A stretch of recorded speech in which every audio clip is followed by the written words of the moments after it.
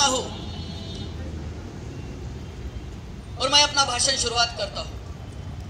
दोस्तों, आज शहीद भगत सिंह, सुखदेव, राजगुरु का शहादत दिन है। 23 मार्च को अंग्रेजों ने उनको फांसी पे लटका दिया था। तो मुझे एक सवाल आया कि साहब, भगत सिंह फांसी पे गए तो क्यों गए? भगत सिंह को ऐसा क्या लगा कि मैंने इस देश के लिए, इस मुल्क के लिए फांसी पे चढ़ना चाहिए? क्या भगत सिंह राजनेता थे? क्या भगत सिंह मजहबी थे? क्या चाहिए था भगत सिंह को? क्या चाहते थे वो? कौन सी आजादी चाहते थे वो? कि भैया मुझे ऐसी आजादी चाहिए जिस आजादी में मेरे मुल्क के लोग चैन अमन से रहे, सबको रोटी मिले, कपड़ा मिले, मकान मिले, न्याय मिले, स्वास्थ्य मिले, शिक्षा मिले। ये तमाम चीजें मिलनी चाहिए। करके भगत सिंह शहीद हुआ है, करके भगत सिंह शहीद हुआ है। लेकिन मेरा एक सवाल है कि क्या ये सब चीजें हमारे देश में हो रही है? क्या इस देश में ये चीज हो रही है? इस देश में रोटी, कपड़ा, मकान लोगों को मिल रहा है क्या? कुछ लोगों को मिल रहा है ना साहब, मिल रहा, बराबर मिल रहा। लेकिन इस देश के 125 करोड़ लोगों को मिल रहा है, रोजगार मिल रहा है? नहीं मिल रहा है। मतलब भगत सिंह ने जो सवाल उस टाइम खड़े किए थे वो आज भी वैसे ही है। मेरे पास भगत सिंह का एक लेटर है, मैं आपको पढ़ के दिखाता हूं कि भगत सिंह क्या चाहते थे। आप अच्छे से सुनना। भगत सिंह का एक लेटर है और भगत सिंह कोई सरफिरा इंसान नहीं था, कोई सरफिरा युवा नहीं था, वो एक इनकलाबी युवा था। और वो इनकलाबी युवा का जो कतरा है वो निहाल पांडे, पलाश उमाटे, सोनू दाते, अक्षय बाल सराफ, ये तमाम लड़कों के अंदर आया है। ये मुझे यहाँ पे लगता है उनके लिए जोरदार तालियां होना चाहिए।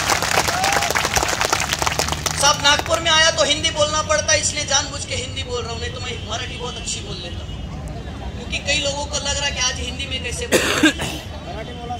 वो भगत सिंह का एक लेटर है। भगत सिंह उस लेटर में लिखते हैं, 1928 का लेटर है, नौजवान भारत सभा का लाहौर का उनका ये घोषणा पत्र है तई। उसमें बोलते हैं कि दुनिया के नौजवान क्या कर रहे हैं और हम भारतवासी क्या कर रहे हैं। भगत सिंह लिखते हैं कि दुनिया के नौजवान आज क्या कर रहे हैं और हम भारतवासी आज क्या कर रहे हैं। पीपल की एक डाली टूटते ही हिंदुओं की भावना चोटिल हो उठती है।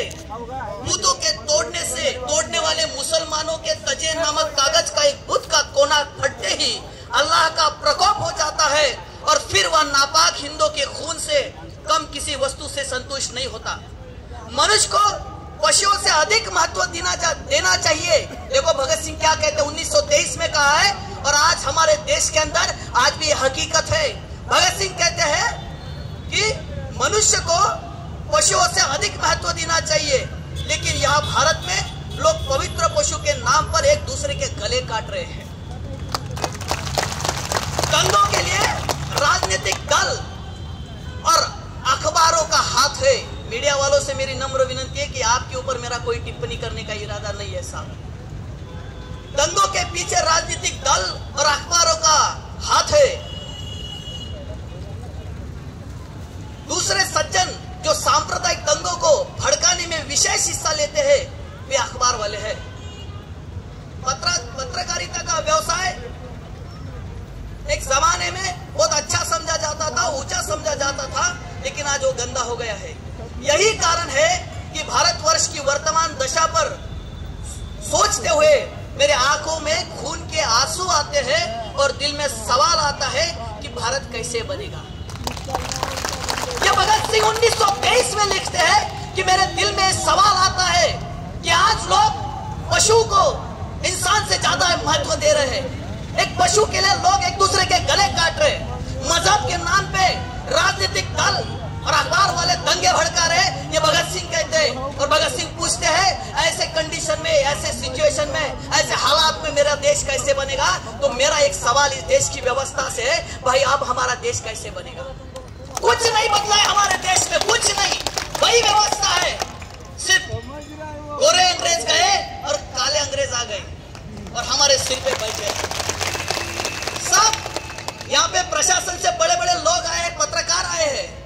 इस देश का एक छोटा सा नौजवान होने के बाद एक सवाल उनको पूछना चाहता हूं कि आजादी के 70 साल बाद अगर इस देश के लोगों को खुद का मकान नहीं बना पा रहे लोग, उनके हक का घर नहीं है, तो ये नाकामयाबी किसकी है? हमारी है। ये नाकामयाबी हमारी है क्या?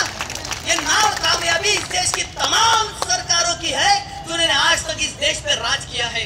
क्योंकि आपने हम लोगों को इतने लायक ही नहीं बनाया कि वो अपना छोटा सा मकान खरीद सके। आज नागपुर में अगर साहब कोई घर लेना है तो 50 लाख 25 लाख का बजट चाहिए। हम लोग नहीं खरीद सकते, हम लोग शहरों में घर नहीं खरीद सकते। तो हमारा कहना एक है, हम लोग क्या किए फिर 40 साल पहले 50 साल पहले कोई खुला जगह मिला, वहां पे हमने अपना झोपड़ा डाल दिया। अब झोपड़ा डाल दिया तो घर में बेटी आए, घर में बहू आए है, तो क्या करेंगे? तो उसमें एक शेड बना लिया, एक पत्रे का शेड बना लिया और धीरे धीरे हमने अपने कच्चे पक्के थोड़े बहुत मकान बना लिए। और आज 40 साल 50 साल के बाद भी वो हमारे नाम के नहीं है। हम उसमें रह तो जरूर है, लेकिन हम आज उसके मालिक नहीं है। हमको सरकार की कोई योजनाएं नहीं मिलते।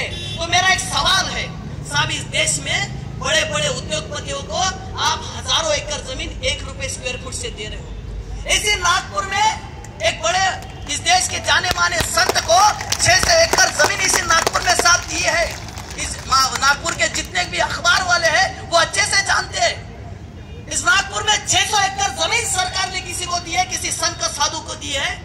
इस देश में तमाम उद्योगपतियों का हजारों एकड़ जमीनें दी है, मुफ्त में फुकट में दी है। तो साहब हम तो 40 साल से रह रहे हैं ना, हम तो वही मांग रहे हैं। हम तो अपना हक मांग रहे हैं, हम तो अपना हक मांग रहे हैं। मेरा कहना एक सिंपल, शान बैठो आप, मेरा एक सिंपल सा कहना है साहब, हमारा लड़ाई सरकार के खिलाफ नहीं है। हमारा लड़ाई सरकार के खिलाफ एक लोगों में एक विद्रोह तैयार करने के लिए नहीं है। हमारा लड़ाई किसी पार्टी के खिलाफ नहीं है।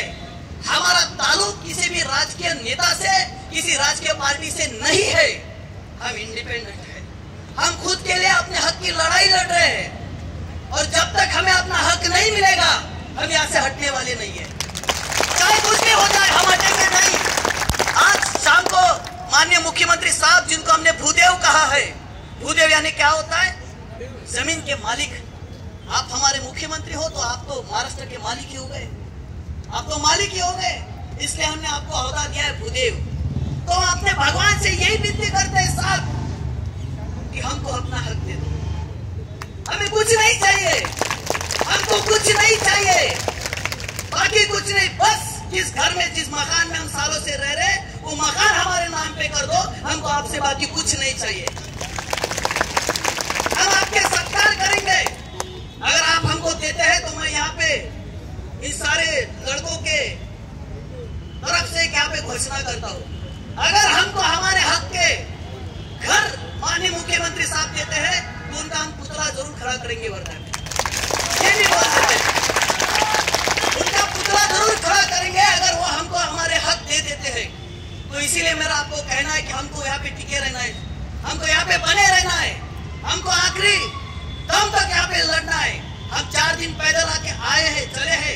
42 डिग्री सेल्सियस टेम्परेचर है, मामूली बात नहीं है। पैदल हम चले, डॉक्टर महीना तो ये मेरे साथ में चौकारे साहब है, हम लोग पद यात्रा निकाले हैं। स्वतंत्र विदर्भ के लिए हम लोग पद यात्रा निकाले, सेवाग्राम आश्रम से यही तक के शहीद चौक तक के। हमको पता है कितना हाल होता है पद यात्रा के अंदर, कितना हाल होता है पद यात्रा के अंदर, ये हमको पता है। इसलिए आपकी जो संवेदना है, आपकी जो भावना है, ये मैं अच्छी तरह से जानता हूँ। इसलिए यहाँ तक की लड़ाई हम लोग लड़े हैं। 4 दिन पैदल चले, किसी का पैर फट गया है, किसी के पैर में दर्द हो रहा है, और ये आसान बात नहीं है, ये आसान बात नहीं है। पुलिस प्रशासन से भी मेरी विनती है कि आपको भी हमको पूरा सहयोग करना पड़ेगा।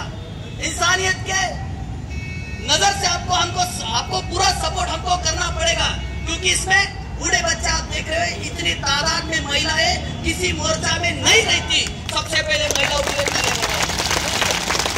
इतनी महिलाएं मैंने आज तक किसी मोर्चा में नहीं देखी है, पद यात्रा में नहीं देखी है। उनके साथ बच्चे हैं, कुछ दादियां हैं, 70, 80 साल की दादियां। मैं तो वर्धा से निकलते समय सोच रहा था, मैं पहले दिन आपके साथ में पैदल चला, फिर मुझे थोड़ा काम था, मैं नहीं आ पाया। तो मैं सोच रहा था ये 70 साल की 80 साल की ये एक बुढ़िया कैसे चलेगी? मैंने बोला इनके लिए भाई एम्बुलेंस रख लो, हो सकता है कोई बेहोश हो गई, कुछ हो गया, उनको तो गाड़ी में डाल देंगे, लेकिन ऐसा कुछ नहीं हुआ। 70 80 साल के लोग पैदल चले हैं। तो यहां तक अगर हम आए हैं, मतलब हमने आधी लड़ाई जीत ली है, हमने आधी लड़ाई जीत ली। हमको बीच बीच में डर रहता था, मैं निहाल को बोलता था बीच बीच में, यार निहाल कैसा होगा, लोग तो बहुत